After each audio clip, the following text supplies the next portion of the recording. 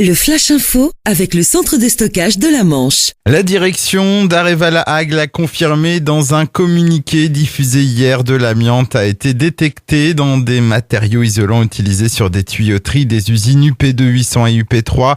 Une cinquantaine de salles ont pour le moment été identifiés.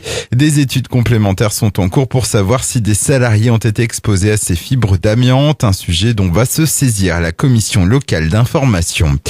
Un bateau dépollueur arrive en 2019 à Cherbourg. C'est le premier en la matière. En effet, jusque-là, en cas de pollution, il fallait attendre l'arrivée du VN Sapeur, un bâtiment de soutien et de dépollution basé à Brest. Les interventions futures seront donc facilitées et surtout beaucoup plus rapides. Une annonce fortement appréciée par le capitaine de vaisseau Bertrand Hudot.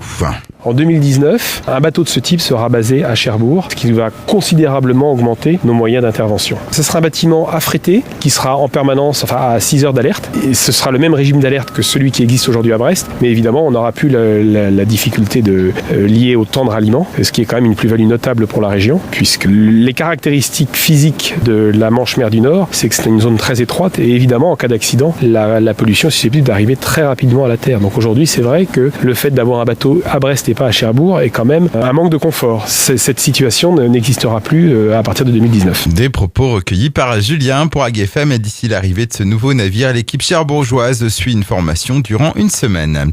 Un restaurateur au Montvillers devant le tribunal de Cherbourg. L'affaire remonte à 2015. Il avait installé en terrasse une pergola, mais sans déclarer son initiative à la commune, propriétaire des lieux. Le parquet a requis contre le prévenu une amende de 2 000 € avec l'obligation de remettre en état les lieux sous astreinte, délibéré le 19 décembre. Et puis musique, la billetterie de la 18e édition du festival Papillon de Nuit à Saint-Laurent-de-Cuve ouvre dans une semaine, le mercredi 29 novembre à midi. Et si on ne connaît pas encore la programmation, le festival manchois proposera une billetterie à des tarifs gradués avec un système de paliers. En clair, plus le festivalier achètera tôt son billet et plus il bénéficiera d'un tarif réduit. Le Flash Info vous a été présenté par Landra, centre de stockage de la Manche à Diggulville. Pour en savoir plus et visiter notre centre, 0810 120 172, coup d'un appel local.